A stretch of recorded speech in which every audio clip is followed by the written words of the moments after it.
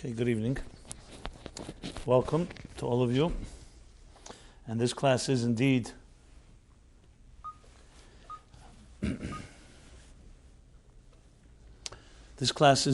merit of Rivka Bat Leah for a complete and speedy recovery, and if need be, a miraculous one.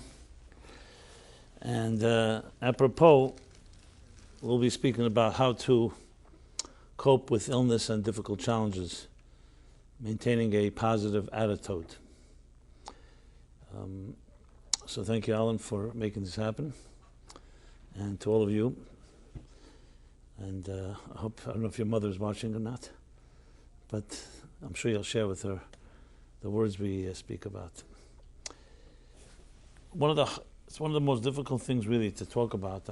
As a writer and as a speaker over the years, going back before most of you were born, young men and women here, the greatest challenge is to speak about pain and suffering, because in truth no words can really justify and do justice. And the reason for that is because, firstly, words are simply small containers, and as small containers they just simply can't contain the intensity and the feelings and the sadness and the trauma and all the overwhelming elements that go along with any type of challenging situation. In addition, we use our minds and we try to make sense of things. We're intelligent creatures, but the fact is the most brilliant mind cannot speak to a bleeding or crying heart. They just don't communicate with each other. And it's easy to talk about it in theory, but when God forbid something happens to you personally, you suddenly realize the lack of words. There's a classic story they tell about a great sage and rabbi who unfortunately suffered a great tragedy. His family was all lost at sea. And nobody wanted to share with him the bad news. But finally they chose his most special favorite student to talk to him. But the favorite student wasn't exactly what is he supposed to tell a man after such a tragedy. So he was racking his brains and going around in circles and trying to figure out, what do you tell a man that has lost a family? So finally he came up with an idea. He walks into the Torah Academy, the yeshiva, the study hall, where the teacher, his great sage, was studying. And he goes over to him and says to him, my master, my teacher, I have a very complex question to ask you.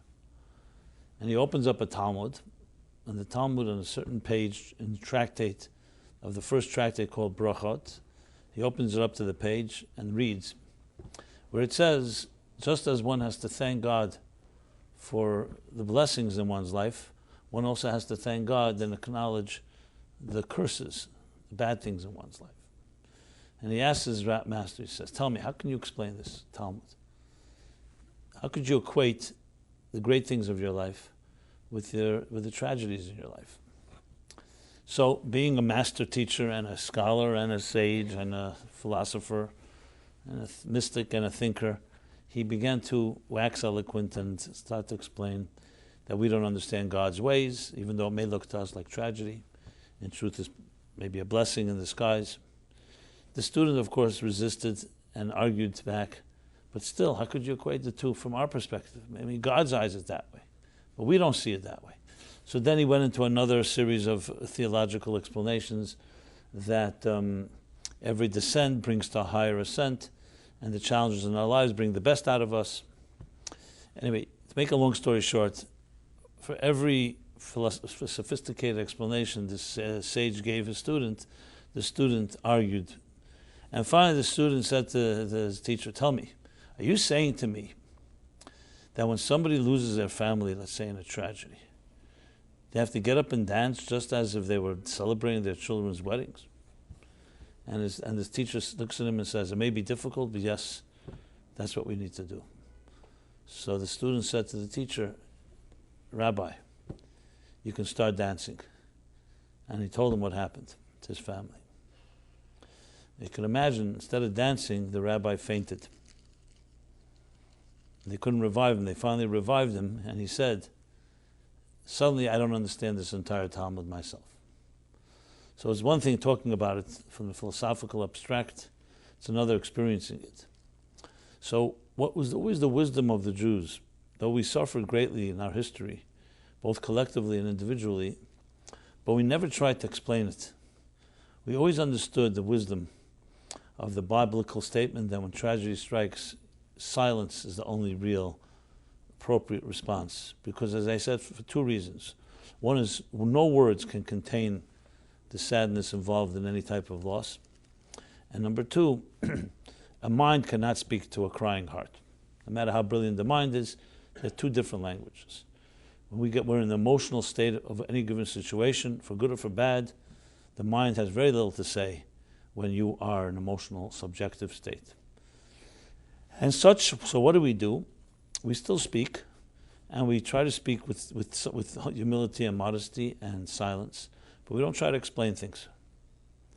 And instead of thinking in terms of why things happen, why good things happen to bad people, however you phrase this big question, this $1 million question that has plagued all people, human beings from the beginning of history, instead of asking why bad things happen to good people, we ask, what can we do about it? Because we know there's no real why can be answered. As one of the great Rebbes after the Holocaust said, if God himself came to me and wanted to explain to me why 6 million Jews, including 1.5 million innocent children, were massacred, I wouldn't want to hear the answer. I don't want an explanation. What explanation could satisfy a person? Or in the words of another great rabbi, a great rabbi who said, when someone came into him and shared a serious illness that someone in their family suffered, the Rebbe said to him, I don't have answers for you, but I can cry with you. See, here's where empathy comes into the picture. Empathy has more power than answers, because empathy gives us strength. There's a strength in friends, in family, in people that are around you, that love you and believe in you. And though may not answer the question and not necessarily heal the particular illness or the challenge, but it gives strength. We know that. We see it.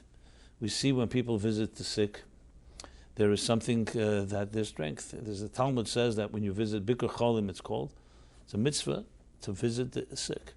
Actually, the mitzvah comes, we learn this command from God himself, that when Abraham was healing from his circumcision, God himself came to visit him. And from there we learn that one has to visit the sick, from God himself. So it was an interesting statement in one of the Talmudic statements says that when you visit the sick, you take away 1/60th of their illness. That's what it says. So when I remember when I was a child, my father once took me to go visit someone in a hospital. And as a little kid, my father told me it takes away 1/60th of the illness. So I asked my father, if you go visit 60 times, will the person get healed completely? Right? So my father says, you'll get older, you'll understand. Okay, so what I understand today is that it's not about a numbers game, that there is in some way you do bring healing to a person, not directly like medical intervention, but even on a very psychosomatic today we know that, for example, someone lying in a hospital bed with no visitors and no guests and no gifts and no one who cares, it weakens a person's resolve and fighting power, and their actual immune system is weakened as a result. It's not just a illusion. And on the other hand, someone who does have visitors and guests and people expressing their love and care and saying, we're rooting for you, in some way it gives a person strength to fight. Resignation is not good for the healing process, let's put it this way. And doctors acknowledge it today. No one has yet really quantified it into a scientific formula, but there's something about hope, optimism, positivity that actually is a healing agent. Does it heal? That alone is enough to heal? Obviously, you want to do whatever you can, but it's a factor that should not be disregarded. It's a very critical factor. So when I see here yourselves, family, friends coming together, to me that's a sign that there's that love, there's that care. And dedicating a class to Rivka Bat Leah is a way of also giving her strength, knowing that people who think about her and know the people that are speaking about her and people who are studying Torah and trying to address the issue that she's going through and her family's going through and all those that love her are going through, which is how do you cope, as I said, how do you cope with illness and difficult challenges and maintain positivity? And we do see there are people, when illness strikes, God forbid, or other challenges, it affects them very deeply besides the illness itself. There's a demoralization, there's a resignation, as I mentioned, and there are other factors that begin to wear a person down. And people become bitter and angry. And those forces never help the healing process. And yet there are other people who suffer equally, and you don't see that type of demoralization. Not to say that they don't suffer, but it's different people have different attitudes, and this is what I want to discuss about attitudes. So how is this something that we can do? Is there something that some of us are wired to be more optimistic and positive, and others are more fatalistic and negative? Or is there something that we can actually acquire, tools and methods that we can develop and work on in making ourselves stronger people? So though, again, I'm not going to justify, and there's no way to explain what's happening, but to say that we cannot become greater people as a result is also incorrect. And I know that's not a consolation. We'd rather not have the illness. We'd rather not have the challenge and just be fine and not be so great, But there's some things that are not in our control. Whatever has happened, happened. Now the question is what we do about it. So therefore I have no doubt, as many times we've spoken to your mother and to your wife, I've always said the same thing, which is that despite the difficulties, there's always deeper strength we can access. And we do never ever give up. There's no such thing, period. Even though doctors and nature and the laws of science could all dictate that there's no hope, but I speak as a Jew and a proud Jew. If someone told the Jews there's no hope, we wouldn't be here today. We always had hope. And as despite all the naysayers and all the great empires that were so dominant, starting from the Egyptian Empire, which we read about in this week's chapter, and then followed by the others, whether it was whatever order you may want, the Babylonians, the Persians, the Greeks, the Romans, the Ottomans, the Spanish, where are they today? Nothing exists except some memories and maybe some old artifacts from those great civilizations, far greater than the Jewish people ever were. And here we are in 2017, alive, kicking, and here to talk about it. So no one has to preach to us. I speak now as to the Jewish people. We are best walking and living examples of resilience, and that we never took no for an answer, and we never followed so-called scientific laws and predictions by analysts that we won't be here around after all the different obituaries written for us. And this isn't just some type of wishful thinking. The proof is in the pudding. Here we are. And no one really can figure out why. But one thing is for sure, that the indomitable spirit of knowing that you never take no for an answer and nothing is impossible is what gives a person the power, both individually and collectively, to forge ahead. So we have history behind us. We have history as a witness that both individually, it doesn't mean we haven't suffered. It doesn't mean we still don't suffer. But it means that we have some type of strength and we don't allow ourselves, as I often point out, that even if you suffer, that doesn't mean you become a sufferer. And this is the key thing to distinguish, which I'm going to elaborate upon now, which is how do you distinguish between what happens to you and your identity? Unfortunately, in a society in which we live, in a world in which we live, where things are very fickle, and where we have not necessarily built up the resources and the self-esteem to really know who we are, so when things happen to us, we identify with them. If you disappoint people, so suddenly you feel like you're a failure. So instead of saying something happened to you, you say, that's me, and which is simply incorrect. You see this especially in the context of, let's say, think of a psychological context, the therapeutic setting, where so many children today who were once children in homes that were, let's say, dysfunctional or abusive or in some way hurtful, not nurturing. So what's the classic symptom of a child growing up in a non-nurturing home? Whatever the extent of the abuse, I'm just using it as an example, is this child will be groping and constantly seeking approval, seeking the nurturing and love that it never received at home. And unfortunately, too many people in the world are in this category. I hope nobody's sitting in this room, but you may know somebody, one or two people in New York City, or wherever you may come from, that are in this situation. And what happens is the rest of their lives, they're looking for the love that was never given to them. And they sometimes can become their own worst enemy, because you begin to say, if my parents didn't approve of me, it means I'm not worth it. How many people will say that because my parents divorced, it's my fault? Why do children blame themselves for parents' divorce or for parents' failures? Because for a child, it's inconceivable that a parent is supposed to be almost like a god to you, could make a mistake. It's childish, it's true, but for a child, that's important to know. For a child, it's a matter of its survival to realize that its parents are superhuman. Later you grow up and you realize it's not the case. So when things happen, you never blame your parent, you blame yourself. And when you're criticized enough and you're not affirmed and you're not validated, what happens is you start saying, I don't deserve love and I don't deserve validation, which of course has a generational impact, because that's how you will then enter into your own relationships, feeling undeserving. And sometimes compensating for that with either a superficial aggression or false bravado, or other types of attitudes that are just really compensating and covering up your own inner fears and insecurities. Again, as I said, I hope nobody identifies what I'm saying, but I would assume that probably you know what I'm talking about. Because that's the world in which we live. A hostile world that if you don't have those resources from within, you begin to be identified by things that happen to you, by what others think of you. How many of us become pleasers? We're afraid of confrontation. Instead of speaking up, instead of embracing your voice, you please another.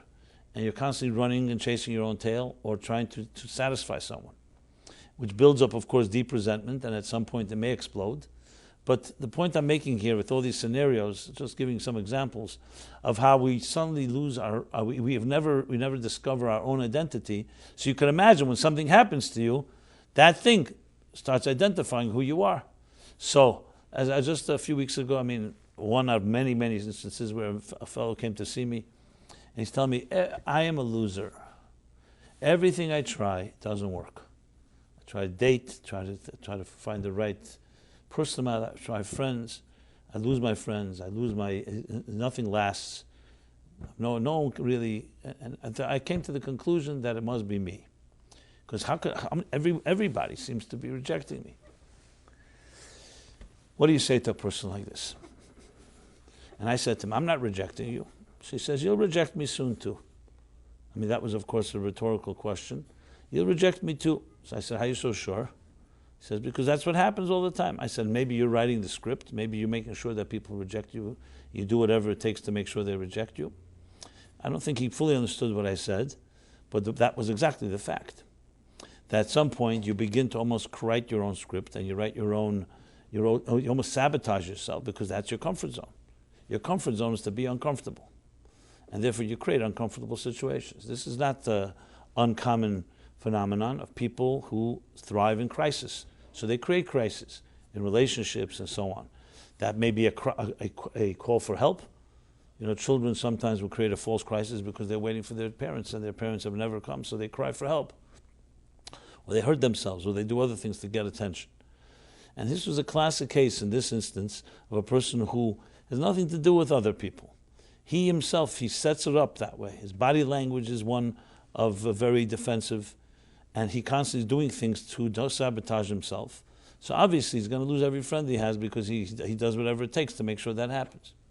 I'm not trying to blame the guy. That was not my point. My point is that you have to identify the issue. So of course this may be an extreme case, but the fact is we identify ourselves by our experiences. And you'll see every healthy person who suffers or in any way goes through difficulties, you'll see the first thing that's in common among all those healthy people, why they can cope, is because they don't identify with their experience. They know it happened to them. They're not in delusion. They're not naive, and they're not delusional. They're not delusional thinking it didn't happen.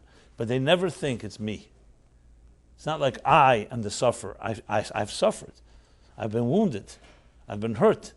But that doesn't identify me, because I'm a person that's beyond that. So something happened to me, but it's not me. In many ways, Viktor Frankl, when he developed logotherapy, man's search for meaning, which was, even though he developed it before the war, World War II, But it was confirmed and ratified in very many ways and validated in the camps.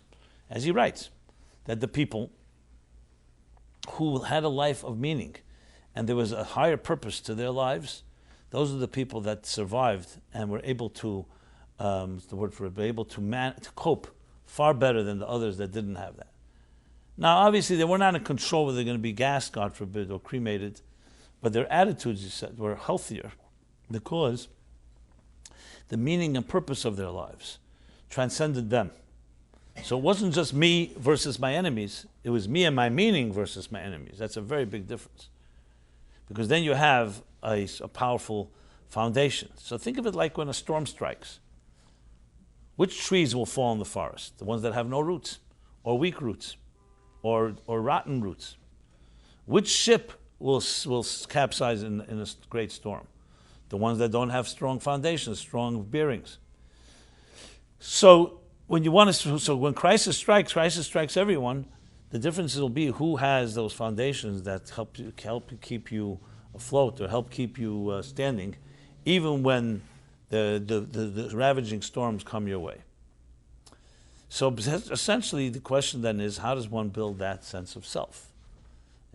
It would be beautiful if we could build it in our childhood and our parents and the nurturing homes and loving educators and all the influences in our formative years would have supported and built that type of foundation. That, of course, is the best. But what do you do when you don't have that? You're now an adult. And you are subject to the whims or to the storms out there, and you see it and feel it. So that's, of course, what we're addressing here on both ends. But the first thing is to establish, again, just to sum that up, just to reiterate, that there's the you and there's the one, the suffering. You and the suffering are not the same thing. It's two separate things. There's an interesting custom, as you probably know, at a Jewish wedding ceremony, chuppah. So you'll see, at the end of the ceremony, a glass is broken, and everyone yells out, Mazel Tov, right? You've seen that. So the question is asked, why is a glass broken? So there are different reasons given, but one of them is to remember Jerusalem, to remember the destruction of the temple. So we break a glass to remember that destruction. But the obvious question that's asked seems bizarre. The highest point of a couple's life is the moment they get married. After that it may go downhill a bit, but that's definitely the highest point, hopefully. I don't mean to validate it should go downhill. I mean to say that if it's then is not the high point, when is the high point? So of all things we're told to do is remember destruction. Why would we want to remember destruction at that high point? There's plenty of times, I'm sure, in our lives that we can remember destruction. Tisha B'Av, the saddest day of the Jewish calendar. There are other times to cry and grieve. And one of the answers is a very fascinating one, a tremendous one. It's really a profound psychological insight in how to deal with joy and celebration, and also how to deal with tragedy. And what is that? That when we are at the height of our joy, we're told, don't be arrogant in your joy. Don't forget that there are people out there that may not be so happy tonight or today. There are people whose hearts may be broken. There are people who are lonely. There are people who are suffering in some way. So in the height of your joy, always remember that a certain measure of humility and symbolized by the breaking of the glass of there may be some destruction still in this world. And you're not oblivious to it. So it's a sensitivity. And when you remember those lonely souls and the sad people who are hurt at your height of joy, then the day will come when you may suffer a loss. And who will not suffer a loss in this lifetime? That you will also remember, don't be completely consumed with your loss. There's a little percent that you remember the joy. That's what humility does. And you'll see, people are completely consumed with their own feelings, even when it's great feelings, will also be completely consumed with their feelings when they're negative feelings. So in Jewish tradition, what we do is we remember that even in this height of joy, have that humility. Remember there are others that may be broken. And then the day comes when you may be somewhat broken, it also won't be all-consuming. There'll be a little reserved that there's hope and there's a future and you can rebuild and so on.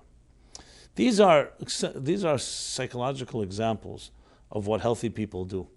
They never get all consumed with anything. Not with the great things and definitely also not with negative things. They're always somewhat removed, somewhat humble in the experience. And recognizing, second point, as I said before, the journey of life. The journey of life is a cycle. And if you look at anything around us, you'll see everything changes all the time. The seasons are changing. We live in a mobile world, and I mean mobile, I don't mean by smartphones. I mean mobile, that everything is moving. It's only the human being that is trying to master the art of becoming stationary, of becoming sterile and static, what's called a couch potato. Like some people feel actually proud to say, I've mastered the art of doing nothing, as if it's an art, as if it's something to celebrate. Okay, everything in life is doing something. There's no such thing as something not going elsewhere. Everything's a journey. Today we know, not just the animal world, not just the vegetable world, and not just and even the mineral world. Though it may be inanimate, the mineral world also is brimming with subatomic particles, pulsating energy. There's no such thing as anything that's truly dead in this world. It's only we can have deadened spirits. The human being can make an effort to, as I said, become a couch potato. It did nothing today. That joke, I like that joke about the guy sitting on a bench. He's all depressed. And his friend comes over and says, why are you such a bad mood? He said, my wife is very angry at me. He says, okay, what's new about that? She's always angry at you. He says, no, today's special. She went to work and she asked me, what am I going to do today? And I said, nothing. She said to me, didn't you say that yesterday? You're going to do nothing? So I told her I wasn't finished. I wasn't finished doing nothing. Okay? So there are people who are busy doing nothing, and they have a whole plan of how they're going to do nothing. And if they're not finished one day, they continue the next day doing nothing. This is a uniquely human phenomenon. And there's nothing to be proud of. It's nice humor, but it's actually tragic that we deaden our lives. Nothing is dead. So there's no such thing. You see a sad moment. Why don't you just see it as a frame in the film of your life leading somewhere else? Everything is moving. So when you see a tree fall off, an apple fall off a tree, and you look at it, it begins to rot. So you say to yourself, oh, look how disgusting, a rotten apple. But watch, come the next day, see what happens. That rotten apple will slowly be absorbed in the earth, and its nutrients will slowly give birth to a seed that will in turn give birth to an apple tree. But you didn't see it through. And this is throughout our lives in nature. If we are today very impatient, and we've somewhat lost respect for the process and for the emerging of things. We want things now, and immediately now. Look, you live in New York City, you have stores that open 24 hours. You can get every fruit in season, out of season. We almost lost touch with the season and the changes and the shifts. And there's a certain beauty to those movements. I understand the convenience. Don't get me wrong. But once the convenience you lose touch with the natural flow of things. That's when we become unhealthy people, frankly. So there's a process to life, and things emerge. Can you, for example, force a flower out of the ground? Can you force a flower to open up? What are you going to use? Biceps and tools to try to force a flower to open? No one would be so foolish. Yet people do that. A flower you water the flower and it will open. Respect the process. Respect the emergence of things. We can't become adults overnight. Newborn children, it will take years. There's nothing you can do. And that's actually the beauty of it. The patience. Not everything has to be rushed and not everything has to be forced. They tell the Hasidic story. There was a Chassid called Shmuel Munkes. So he was a very interesting guy. He's also a jester, a type of good sense of humor, but he was also a deep mystic. So once his wife just says to him, maybe you can go out and get some milk, a bottle of milk. We need milk. So it was the morning for breakfast. So he goes out, and what happens? He meets his Rebbe, and they get into a deep discussion, and he forgets about the whole request. An hour passes, 2 hours passes, 3 hours pass. He suddenly reminds himself, my wife asked me to go get milk. So he goes quickly, purchases a bottle of milk, and goes running back home. He's running up the steps so quickly that he fell and the whole milk shattered. His wife says, what happened? He says, that's what happens when you rush, Now, he was rushing. 3 hours he was busy with this thing. So we have to know there's a thing called a process. There's a thing called emergence. And this really plays itself also in a role in the context of, I see nobody's laughing at my jokes. I guess I'm going to stop telling them. Or maybe it's out of respect. You don't have to force laugh. No, we're not forcing anything tonight. Everything. He was laughing? You sure? Can I get that in writing? Absolutely. Okay. Good. So, we're all friends. We're among friends. Don't worry. I feel very comfortable. I'm sure there are people laughing, watching here, but I can't hear their laughter because it's not a two-way street yet. So going back to the theme I was discussing, the first point I was making is not identifying with what happens to you. Number two is respecting there's a journey. There's a journey. And when there's a journey, even though right now there may be deep pain, it's not the end of the story. There's always more to the story. And these are part of the so-called tools, methods, that you'll see healthy people, how they deal with crisis. So, of course, the question then is, how do you build that type of perspective that can help you? Now, obviously, in the middle of a storm, it's very difficult to start building foundations when the storm strikes. So you try to do this in the years of plenty, you prepare for the years of famine, as Joseph teaches us in the Bible. In other words, you don't wait till the crisis strikes or the storm hits. You build it beforehand and you anticipate. But regardless, there are ways to do this. And on the most basic level, one of the ways to do this is exactly why Alan suggested this class, is to have a class like this. When you focus on spiritual ideas and you study and you reconnect to soulful matters, that's one of the ways we build foundations. Because at the end of the day, we're mortal human beings living in a mortal universe. So how can mortality help us deal with mortality? It can't. The only way to fight mortality and its so-called side effects is through connecting to immortality, to immortal ideas. So when a person studies about their soul, and studies about soulful matters, and studies about things that do not die and live on, like love, truth, soulfulness, God, and so on, that in effect is basically connecting you with things that have the power to face the pains of mortality. That's why I find it sad when I hear people say, remember I was once on a radio interview, and the guy was like a cynic type of interviewer, and suddenly says to me, so Rabbi, tell me, you ever have a crisis of faith? I could see it was like his voice was dripping with cynicism.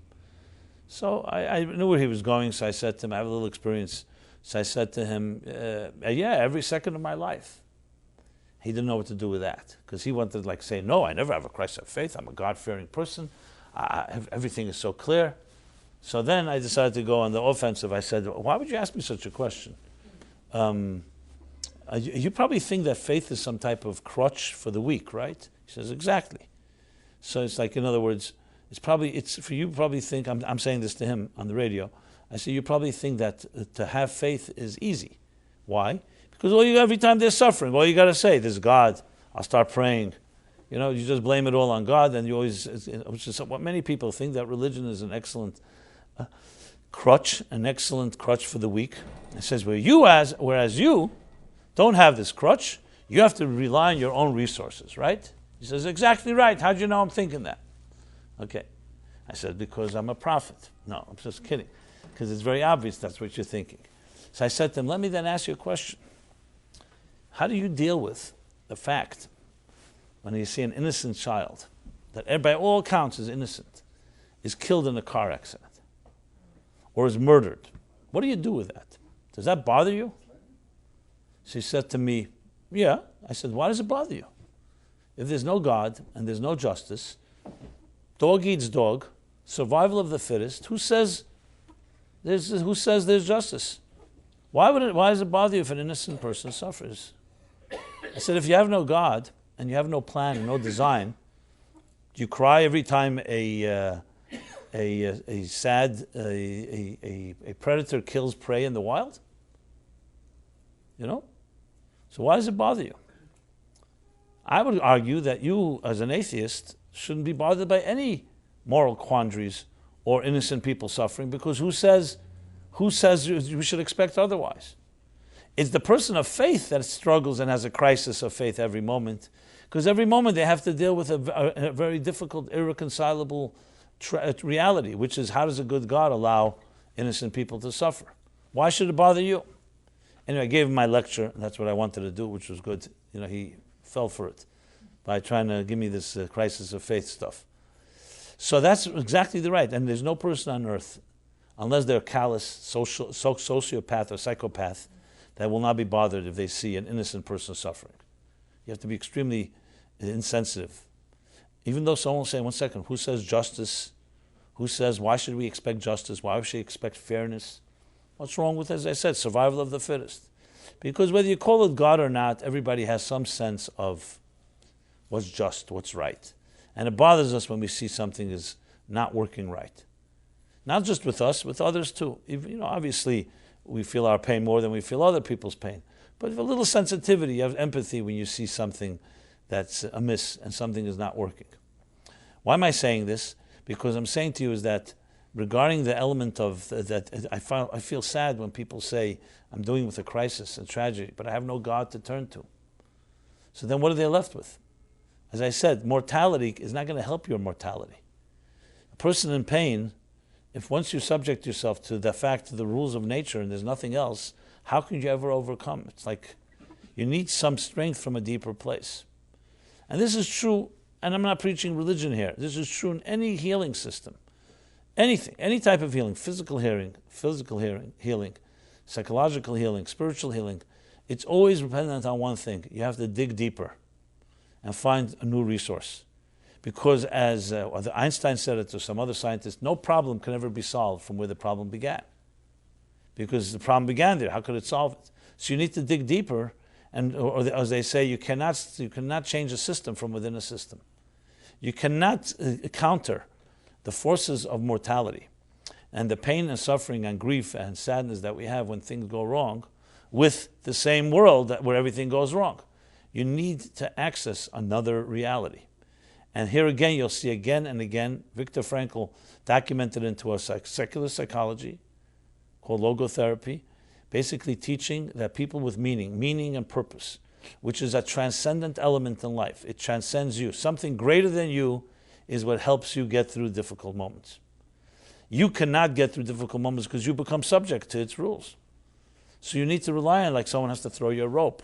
You need some force that's beyond you. Those are the roots I mentioned before, or the foundations. They cannot come from the same place where the problem comes from. So it has to come from a place that's deeper.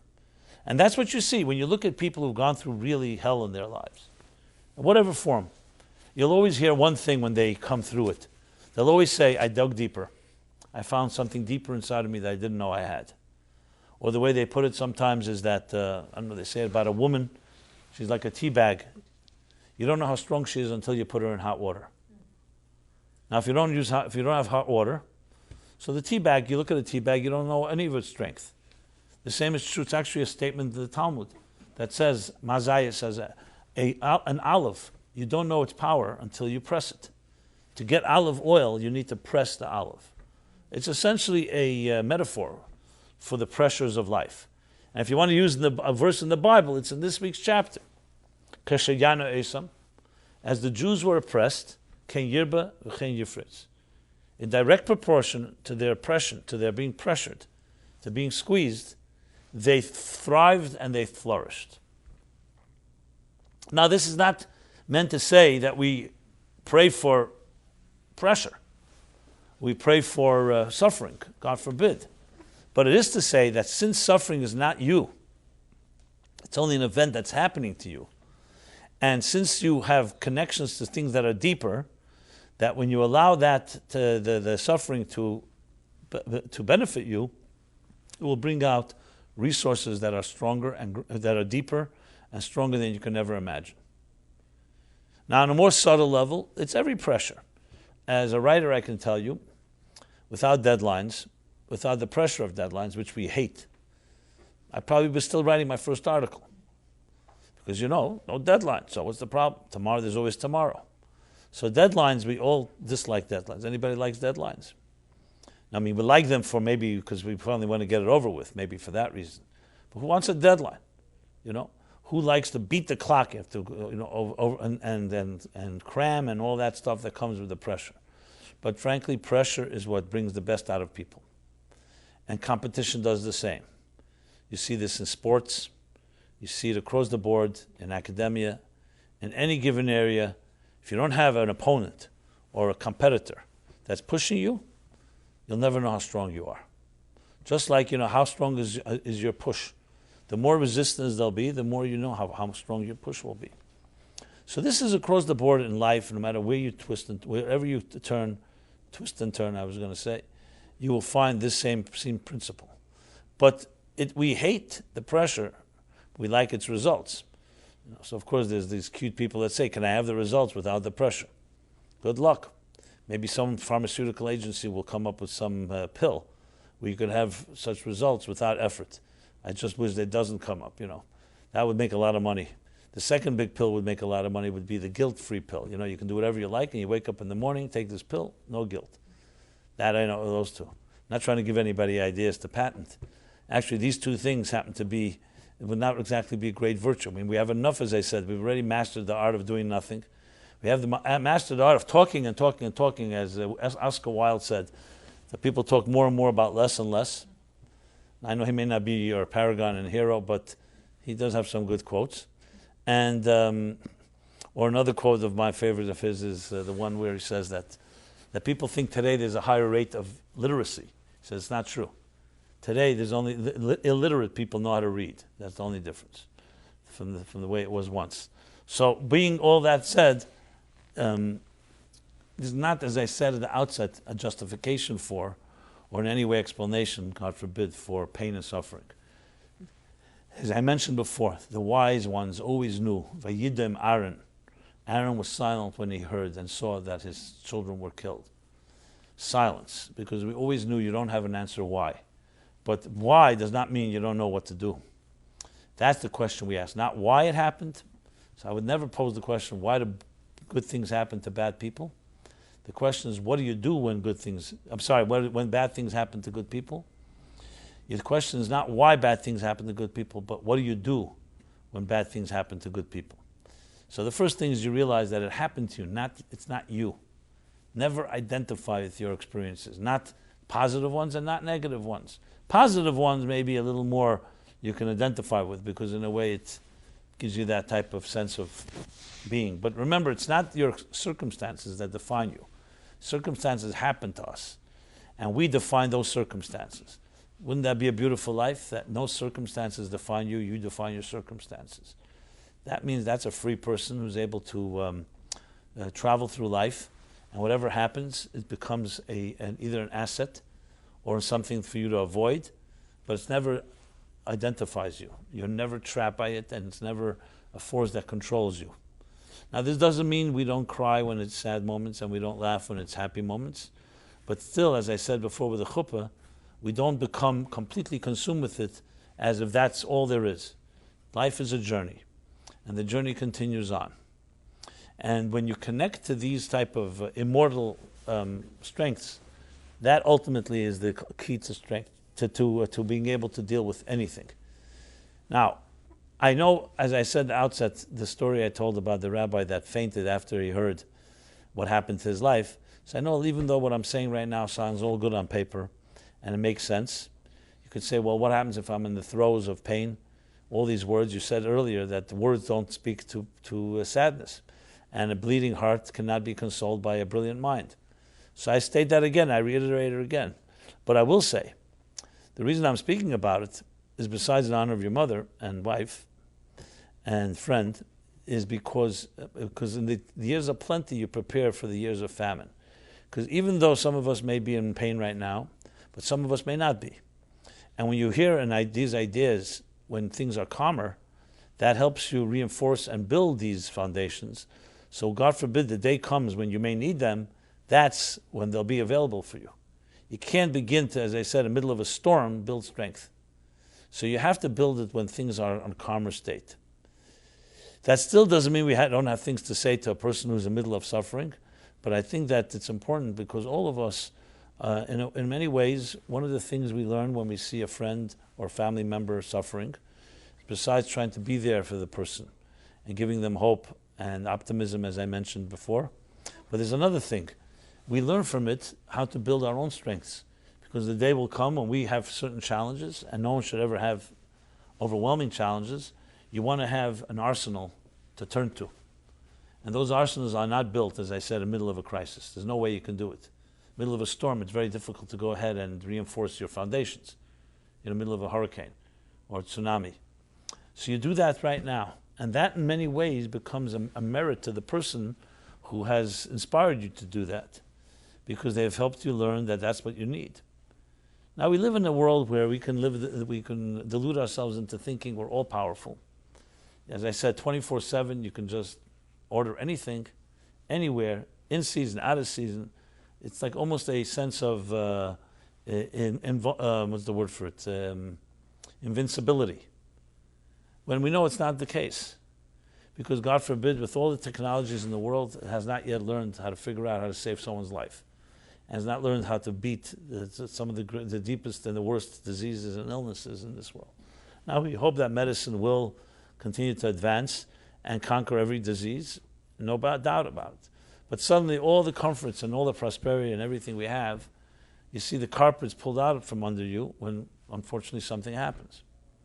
Now, I want to say as a blessing that nothing should happen to anyone, and we should all have only beautiful lives in a very revealed fashion. But as you know fully well, it's not always the case.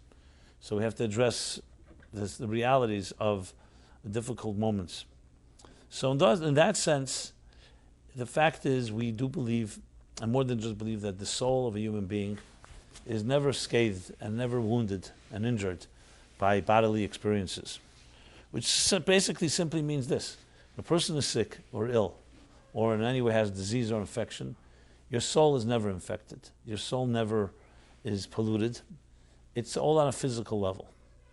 And even death itself, we all be protected from that. Death, the soul never dies, and the soul cannot get sick. It's only the human body that does.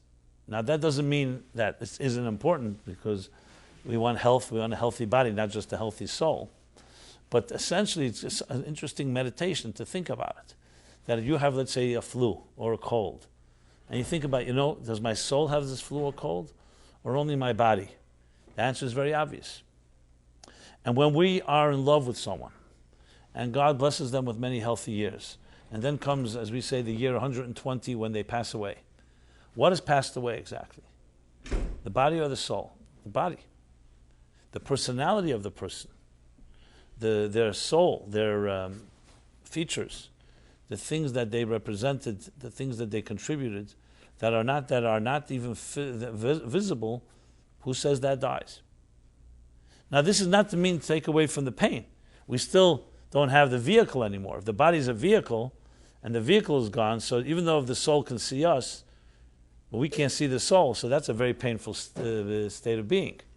So I'm not in any way trying to suggest it isn't painful, but you have to always remember that it doesn't end with bodily experiences, because it's not the bodies that we love each other. Who do you love? Even if you love the person's body, physical appearance, it's never the body, it's the soul within the body.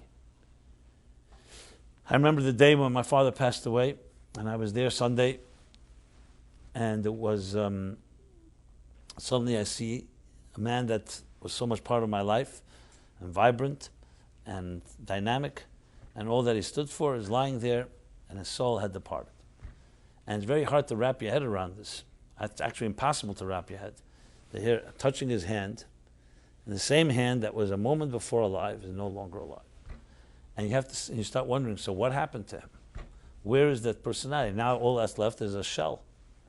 It's true that's the shell that I could see, but it's not the shell that I loved. It's the personality. You start wondering, where's the personality go? Where's the soul? And you don't really ever get an answer. The answer you get is that there's another dimension to reality that we do not see. Now, we don't usually ask that question until after death. But that question is right now, we're sitting in this room right here. Here, we're sitting with each other. Some of us know each other. Tell me, who are you and who am I?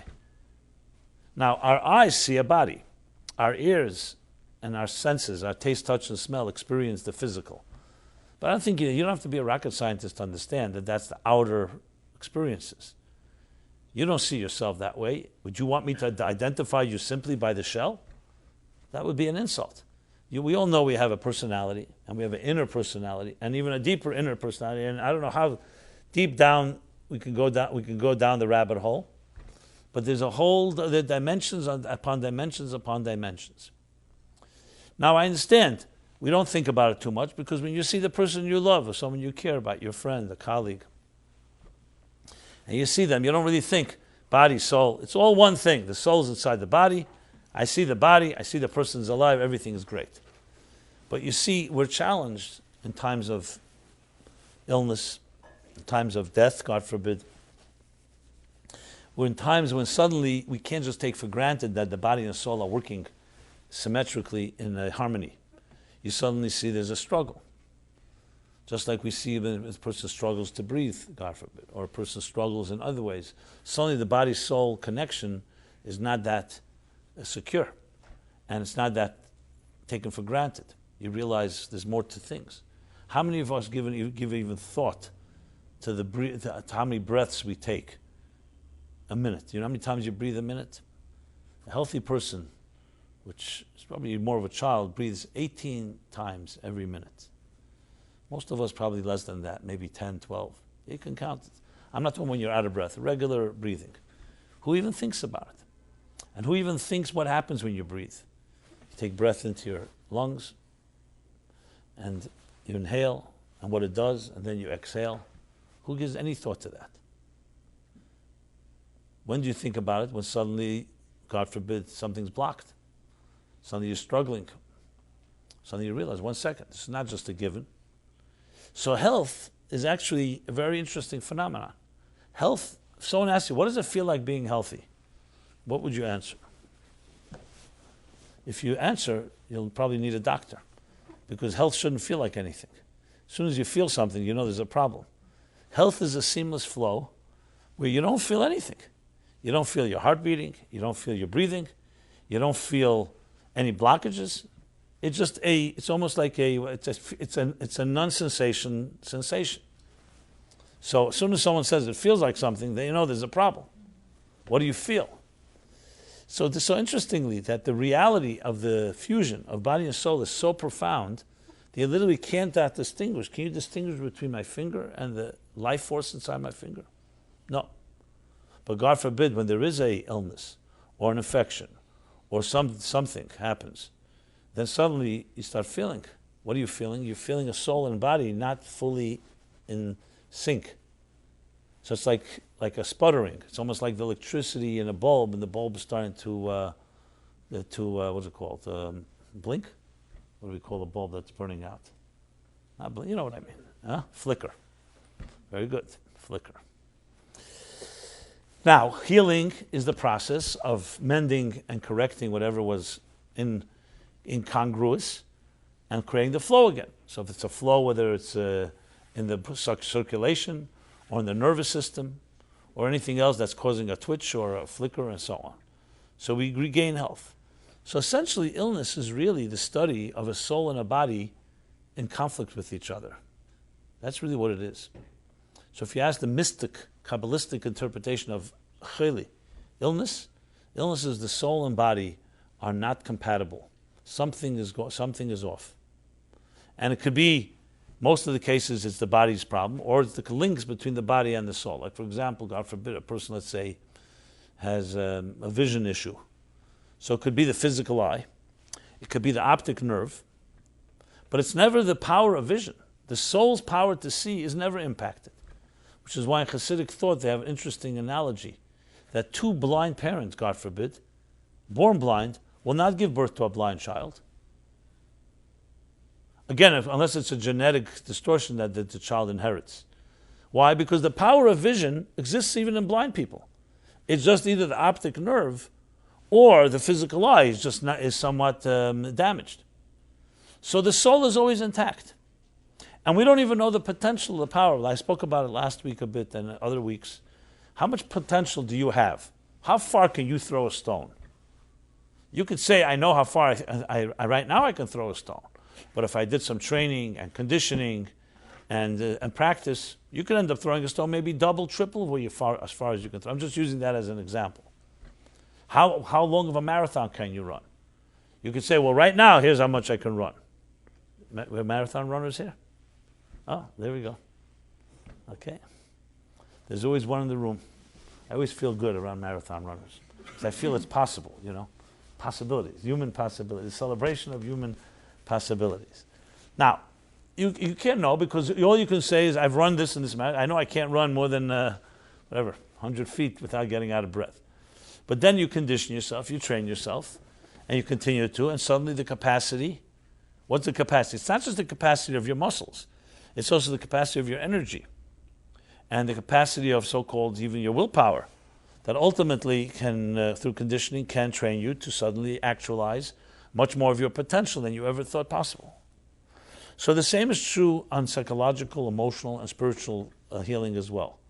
That even though we've suffered, that doesn't mean that your soul is suffering. It means that your body is suffering, and there is some severing or some tension between body and soul, but that doesn't mean you can't access your soul. And that's why you see people, and these are real stories, I've heard them, I know people who've gone through that, even in very deep pain, they were in some way able to go to a place inside their souls that was beyond the pain.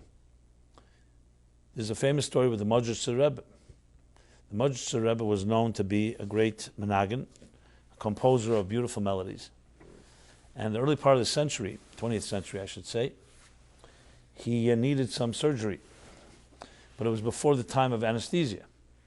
So surgery in those days was just plain painful. That was it. There was no way around it.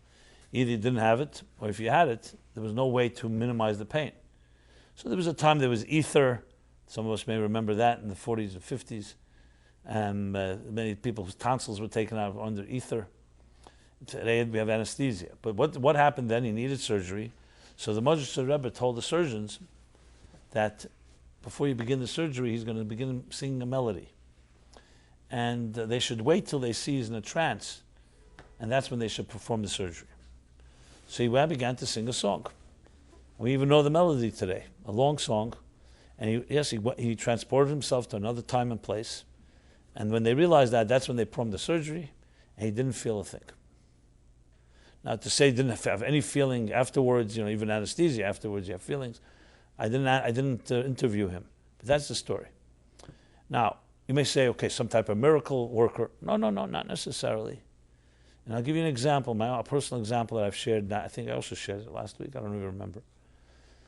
When I was a teenager, I suffered from allergies. They get better as, I guess, the years wear on.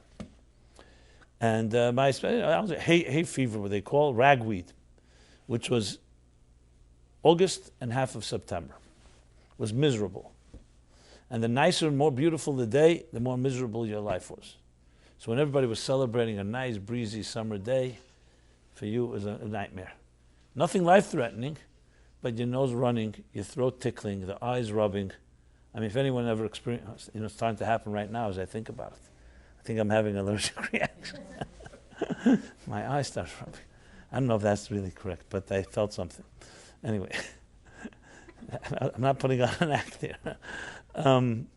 Anyway, one summer, I was in Detroit. I was in Detroit. And for some reason, I had a very serious ragweed attack, a real allergy attack. It was like asthmatic, as a matter of fact. I couldn't breathe. So a nurse gave me something just to clear my canal, my breathing channels. And then came back to New York. I went to see Dr. Redner. He's a very famous allergist. And of course, the first thing he did these scratch tests right here to see what you're allergic to and the extent. So he tried 4 or 5 things, and I remember 2 blew up really big. Dust, the dust pollen, and ragweed. And as a matter of fact, they blew up so much, I had an attack right there right there in the office. So, and a real serious attack. So he gave me an injection of something, and everything cleared up. It was like beautiful. The summer breezy day was a beautiful day for me too. And I said to him, what is that? So he said, adrenaline. Adrenaline. So I said to him, so what are we doing all these tests? Just give me adrenaline. Every time I have an allergy thing, I'll just take adrenaline. He says, no, that will be dangerous because you're going to build up your immunity And adrenaline is very good for the moment, but it's not good to be stuck on it. And you keep on needing higher and higher doses, and it will not be good. Okay. But then it piqued my interest, my curiosity. I said, is that the adrenaline that we naturally secrete when and generate when we are excited, or He says, absolutely. He said, so he says, and then he suddenly said to me, he said, look. So I asked him. I said, is it possible that when I'm on a day when I'm really very, very intensely involved in my work, and the adrenaline is flowing, that the natural adrenaline will minimize the effects of the allergies? He says, sure. So I shared with him that on Sundays I never feel allergies, and that's it can't. So I always thought, because I was so busy, on Sunday was the hardest day of my work, which was the day after Shabbos, when we had to memorize hours and hours of the Lubavitcher Rebbe's talks. It was very, very intense work, and then recreate it. So Sunday was extremely, extremely pressured. And I never noticed having allergies. I always thought maybe my nose is running, I don't even notice it. You're so busy, you don't notice it. So he said to me, no. And this is what he told me, which was a tremendous revelation. He said, you ever see opera singers, Broadway actors, concert pianists? They can perform for 3, 4, 5 hours on stage. Now you'll never see them yawn nor sneeze. He says, how is that possible? A yawn and a sneeze are both natural reactions. He says, because when your adrenaline is flowing, you have a certain type of superhuman control over your body, to the extent that you really can will away the natural reaction of a sneeze or a yawn. He says, you ever set your mind, you want to wake up 6 o'clock in the morning?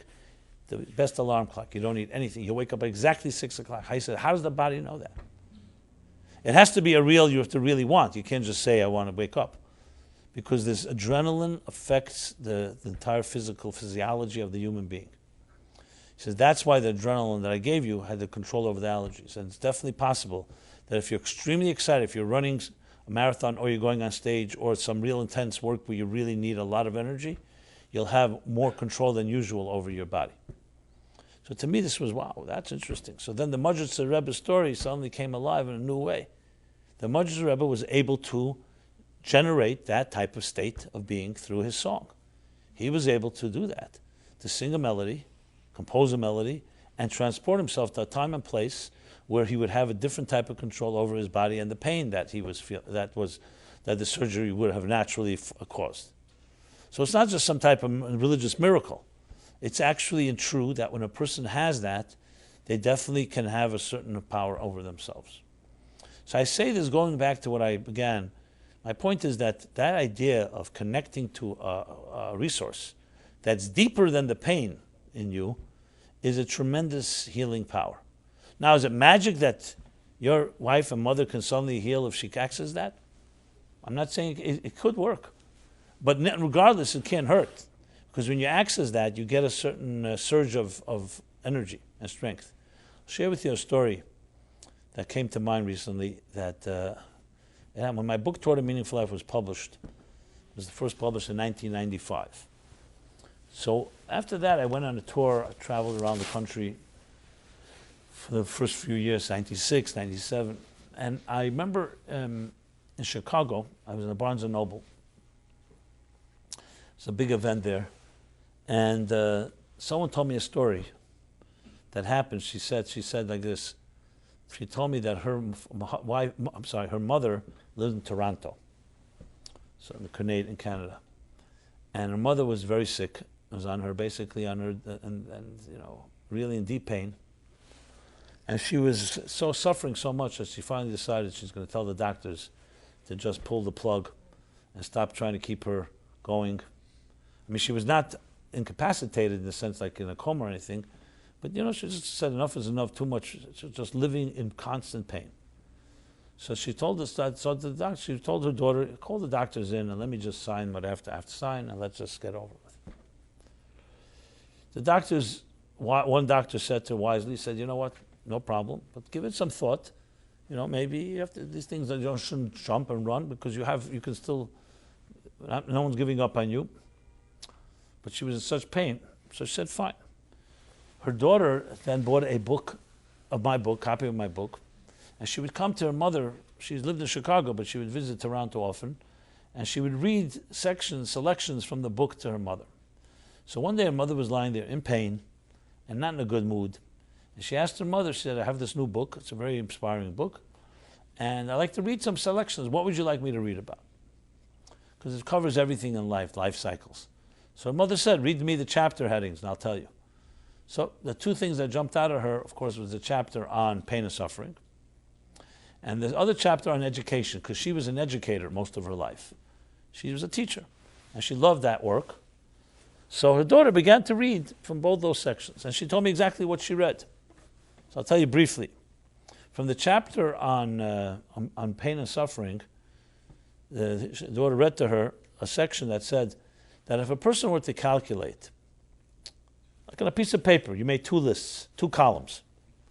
One is all the good things that have happened to you in your life, and the second column, all the bad things that have happened to you. So very often, the bad things may be a bigger list than the good things. Unfortunately, that's the case. Nuach la'adam shalei nivra mishanivra, Shammai says, sometimes it's not so pleasant. Life can be not so pleasant. So if you make a mathematical, scientific calculation, hey, in business, if the plus column is less than the minus column, it's time to go out of business. If it's right, because you're at a loss. If your profits are less than your expenses, when your revenue is less than your expenses, the book says. Therefore, continues that that's on a mathematical calculation. But if you think in terms of qualitative life, meaning you look at life not in terms of a spreadsheet and simply number game, how many good things versus how many bad things, do they cancel each other out or not, then the good things in your life, even if they may be a smaller list, qualitatively, the love that you have in your life, the family that you brought up, the work you've done, that, the qualitative power can outweigh and make life very much worth it, because it's not about quantity. It's not a number game. It's not a numbers game. That was that section. Then she read to her from the education chapter, but the paragraph she read to her was, or at least the paragraph that jumped out at her, was that education is not just a thing that happens during our 12 or 15 or 20 years in school, whatever our schooling is. Education is a lifetime journey. And a good educator doesn't just teach knowledge and information to their students. A good educator teaches a way of life, and actually can impact the student for the rest of their life, because they're teaching them the method of living a happy life, a meaningful life. So it's not just about the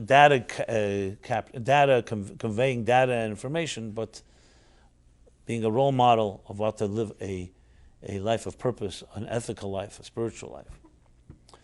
Her mother, this is what she told me. She said her mother immediately she suddenly saw her face change. And with all her pain, she said, I'd like to call the doctor in. The doctor came in and she said, whatever I signed, I take back. Because I just realized two things. That my life has been a very good life. I'm in deep pain now. And I'm not saying I have less pain, but it pales in comparison to what I brought to this world.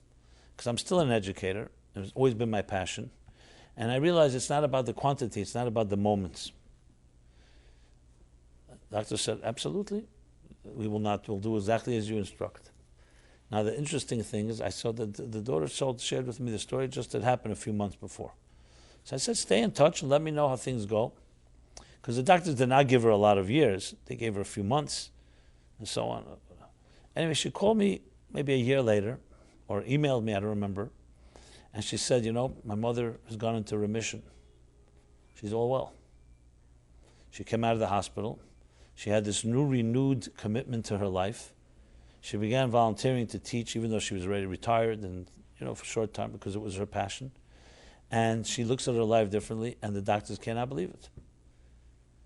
And some say it's due to that experience, that she suddenly had this renewed way of looking at herself. Now, I'm not saying this to suggest that the Torah Meaningful Life is a guarantor for fighting all diseases and illnesses, but it's a perfect example of what I said. The Majid Rebbe did it through our song, and this woman found it through her own soul and her soul's mission, and recognizing that life is not just the moment. And pain is pain, and nobody wants pain, and it's not like she suddenly was happy with her pain. But she found a strength that was deeper than her pain. And that's the key. Because everybody's going to suffer pain in this world in one way or another. The question is not how deep the pain will be. The question is, do you have something deeper on the good side that you can access? I don't know if this is true. It sounds weird to me, but I read it. Maybe some of you can check it out. I have to Google this more thoroughly. They say, why do we scratch ourselves when we have, let's say, something is hurting? You know what they say? You scratch yourself because the scratch stimulates the nerves in your brain that overshadows the pain of whatever it is that you're scratching. That's what I've read. Is this true? Did anybody ever hear this? I just read an article. Yeah? Scientific American has an article. Okay, there you go. So I find that to be very interesting. In other words, you may have a little pain, let's say a little burn or a scar or I don't know, whatever, something else. You scratch it. The scratch is sometimes you scratch it and the scratch creates more problems than the original problem. You can create a whole sore and bruise. But the scratch, at least momentarily, takes away the pain from the other thing because the scratch is like a louder pain, so to speak. So I was thinking, well, on the positive end of things, if you can stimulate, I don't know, all what are the dopamines and the other stuff in the brain.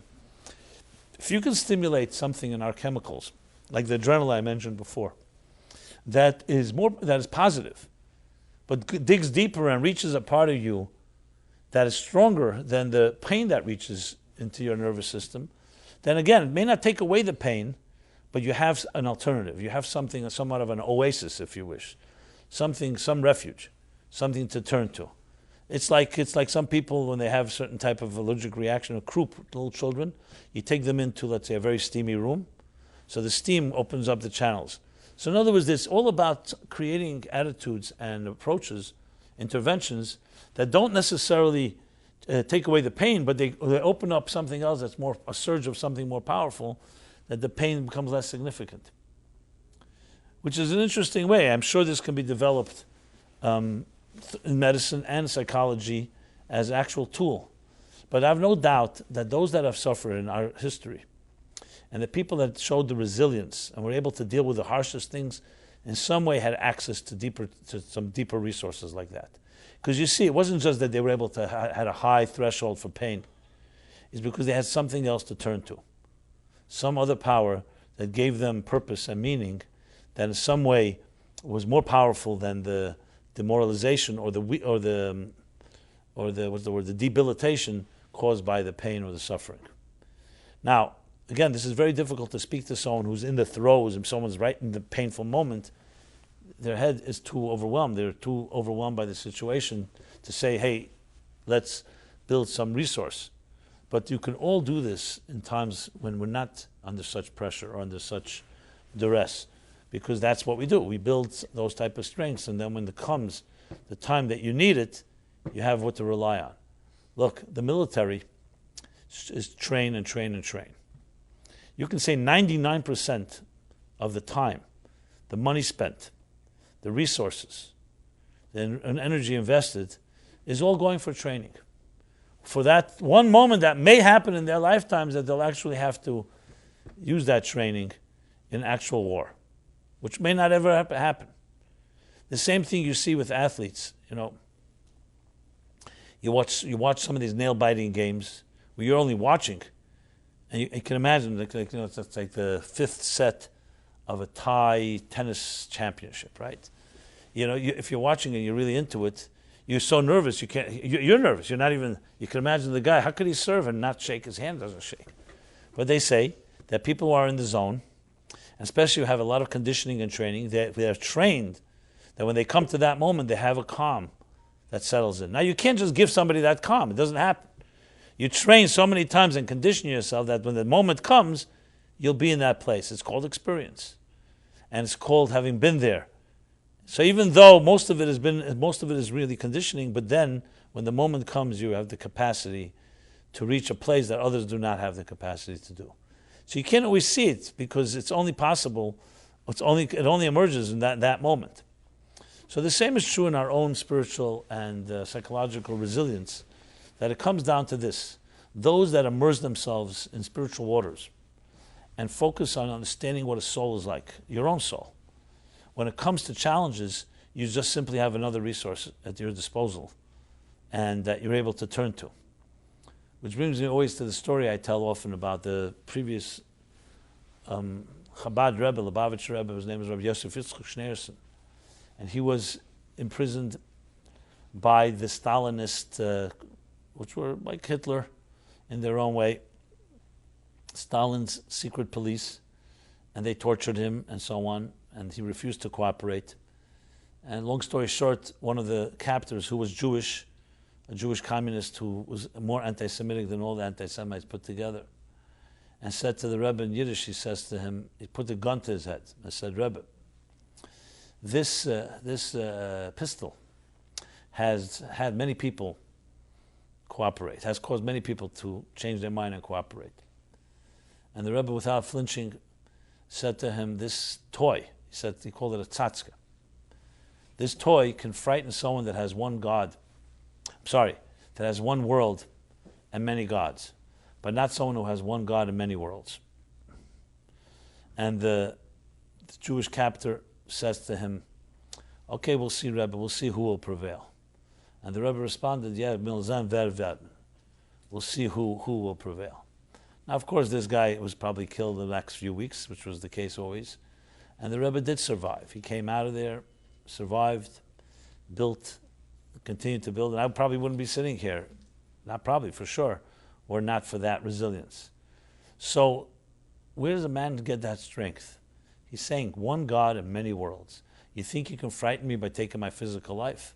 I have many worlds to go to. I have a spiritual world. I have a divine world. And if it's not in this world, I have another world to come. This wasn't just words, because that's what he lived. He was a soulful person. Soul was the primary part of his life, not body. Now, of course, he wanted to live and be healthy and live in a physical. But you're not going to frighten me, and I'm going to compromise my values because you're threatening me that you're going to kill me. As many Holocaust survivors will say, that we sang songs of faith, Ani Mamin, and we said Kaddish, and we said Shema, the prayer. Even in the worst of worst, in the hells of Auschwitz, where we were going marching to the gas chambers and to the deaths. You know why? Because we were telling the Nazis and telling the world and telling God even, you could take our bodies, but you can't take our souls. You could take our lives, but you can't take our faith. And if it won't be us, it'll be our children. If it won't be our children, it'll be our grandchildren. That cannot be killed. How could you kill spirit? You can kill bodies, you can't kill spirit, you can't kill faith. And this would be nice if it was you could say that's a nice idealistic idea, but the fact of the matter is, that's what kept Jews alive. That's why we're here today. Because we never allowed the mortality of our beings to be the definition of our lives. It was always the spirit, it was always the faith, it was always the children, it was always the vision. We're marching somewhere. And if it won't be us, it will pass the baton to the next generation and it will be them. These are not forces that should be discounted. These are unbelievably powerful forces that cannot be destroyed. You know why they can't be destroyed? Because no one created them. You can only destroy something that you gave birth to. But if you didn't give birth to it, if it was not born, it can't die, right? So it's not subject to the laws of nature or the laws of mortality. Now, usually in life, when things are going routinely well, we don't need to dig deeper and access this. But when things are not going so well, this is the place you must go. You have no choice. And I heard this from my good friend Leonard Cohen, who some of you may know, passed away a few months ago. 2 months ago it was. So I became friendly with him and we spent many hours together. Of course, everybody knows his line that forget your perfect offering. Everybody has cracks. That's how the light gets in. And he was a person, as some people said, made depression fashionable. He made darkness fashionable because he lived a pretty dark life, but he was able to find light. And it helped many people. So when you see people like that, and they have that type of certain refinement that emerges from pain, a refinement that emerges from suffering. It's very hard to find refinement like that by those that have not suffered. Again, I'm not trying to glorify suffering. I'm not trying to deify it. But there's a refinement that comes from those that went through fire, that simply does not exist by others. Now, we don't ask for it, and we don't want it, but when it comes, kashayana esam, as they were oppressed, ken yirbe v'chen yifrez, they flourished and thrived. That is, we must always remember, which means that we have resources much deeper than we ever imagined. Sometimes you have to be put in hot water for it to emerge. So I want to say, first of all, a prayer to Leah bat Rivka bat Leah, Rivka bat Leah, which are two names of our matriarchs. Rivka was Leah's mother-in-law, and Rivka was the mother of Jacob. So she should have a complete refuah shleima, and whatever suffering and whatever pain should be able to access these deeper resources we're talking about here. And you both and all of the rest of the family and friends should find strength in your own inner souls. And we may never understand why we go through these things, but as I said, we don't know why, but we know what we have to do. What we have to do is be strong for ourselves and for each other and for her, and fight as much as you can. But also at the same time know that you have to feed your spirit, you have to feed the soul. Because that's really where our refuge is, and ultimately where we get our real strengths. And when things are overwhelming, that's the only place to turn to. I don't know if there's anything else out there. There's no food in the world, there's no money in the world, there's no gadget, there's no film or music that can really counter this.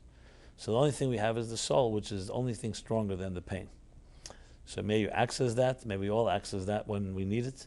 And above all, we should all be blessed with Tev Hanir Vanigel, only with revealed and obvious joy and nachas and pleasure, and be able to celebrate properly, not take for granted our gifts. Because as I said before, health doesn't have a sensation. So you have to not take for granted. You have to recognize the blessings we have and acknowledge those gifts and blessings. And with that, again, this class is in her merit. Rivka bat Leah, and the merit of you and the family and all of you here. So thank you very much. Next week there won't be a physical class on location. There will be online. We'll send out an announcement about that. So everyone have a very blessed week, and only health and good news, good tidings. Thank you.